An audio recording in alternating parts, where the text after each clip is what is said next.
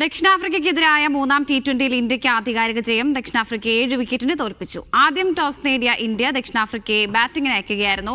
ദക്ഷിണാഫ്രിക്കയ്ക്ക് 20 ഓവറിൽ 117 റൺസ് എടുക്കാനേ കഴിഞ്ഞുള്ളൂ. ഇന്ത്യയ്ക്കായി അർഷ്ദീപ് സിംഗും ഹർഷിത് റാണയും വരുൺ ചക്രവർത്തിയും കുൽദീപ് യാദവും 2 വിക്കറ്റുകളാണ് വീഴ്ത്തിയത്.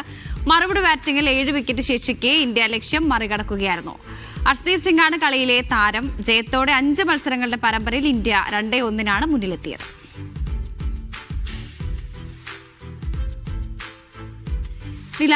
ലാലിഗയിൽ റയൽ മാഡ്രിഡിനാണ് ജയം.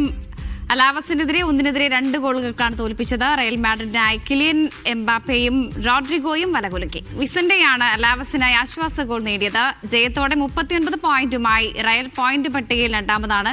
മറ്റ് മത്സരങ്ങളിൽ സെവിയയ്ക്കും എസ്പാനിയോളിനും ജയം. അത്ലറ്റിക് ക്ലബിന് എതിരില്ലാത്ത 2 ഗോളുകൾക്ക് ഞെട്ടിച്ച് സെൽറ്റ വിഗോ. ഇംഗ്ലീഷ് പ്രീമിയർ ലീഗിൽ മാഞ്ചസ്റ്റർ സിറ്റിക്ക് തകർപ്പൻ ജയമാണ്. ക്രിസ്റ്റൽ പാലസിന് എതിരില്ലാത്ത 3 ഗോളുകൾക്കാണ് തോൽപ്പിച്ചിരിക്കുന്നത്. സിറ്റിക്കായി എർലിംഗ് ഹാലൻ ഇരട്ട ഗോളുകൾ നേടി. ഫിൽ ഫോർഡിന്റെ വകയാണ് 1 ഗോൾ. ജയത്തോടെ 34 പോയിന്റുമായി സിറ്റി ആഴ്സണലിന്റെ തൊട്ടുപുറകിൽ 2ാം സ്ഥാനത്തുണ്ട്. മറ്റ് മത്സരത്തിൽ ടോട്ടനത്തെ എതിരില്ലാത്ത 3 ഗോളുകൾക്ക് നോട്ടിംഗ്ഹാം ഫോറസ്റ്റ് തകർത്തു. ആസ്റ്റൺ വില്ലയും സണ്ടർലാൻഡും ജയം സ്വന്തമാക്കി. ബ്രെൻഫോർഡ് ലീഡ്സ് യുണൈറ്റഡ് മത്സരം സമനിലയിൽ കലാശിച്ചു.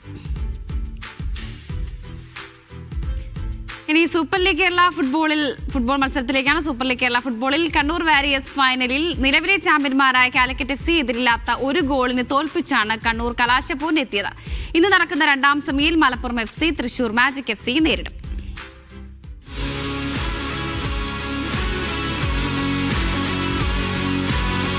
കണ്ണൂരിന്റെ മുന്നേറ്റ നിരതാരം അസീർ ഗോമസിനെ ബോക്സിനകത്ത് മുഹമ്മദ് റിയാസ് ഫൗൾ ചെയ്ത് വീഴ്ത്തി.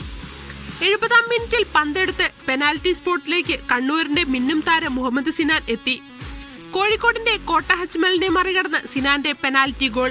കോഴിക്കോടൻ ഗാലറിയിൽ കണ്ണൂരിന്റെ കയ്യടി മാത്രം.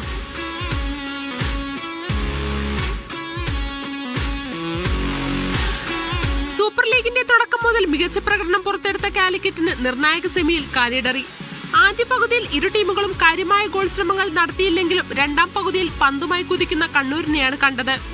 ക്യാപ്റ്റൻ ലവ് സാംബയുടെയും അസീർ ഗോമസിന്റെയും മിന്നുന്ന പ്രകടനവും കളം നിറഞ്ഞു കളിച്ച മുഹമ്മദ് സിനാന്റെ അസാമാന്യ നീക്കങ്ങളുമാണ് കണ്ണൂരിന് കരുത്തായത്. ഇന്ന് 2ാം സെമിയിൽ തൃശൂർ മാജിക് FC സ്വന്തം തട്ടകത്തിൽ മലപ്പുറം FCയെ നേരിടും. കഴിഞ്ഞ മത്സരത്തിൽ പരിക്കേറ്റ മലപ്പുറത്തിന്റെ മുന്നേറ്റ നിരതാരം ജോൺ കെന്നഡി ഇന്ന് കളിച്ചേക്കും. Sports desk, media 1.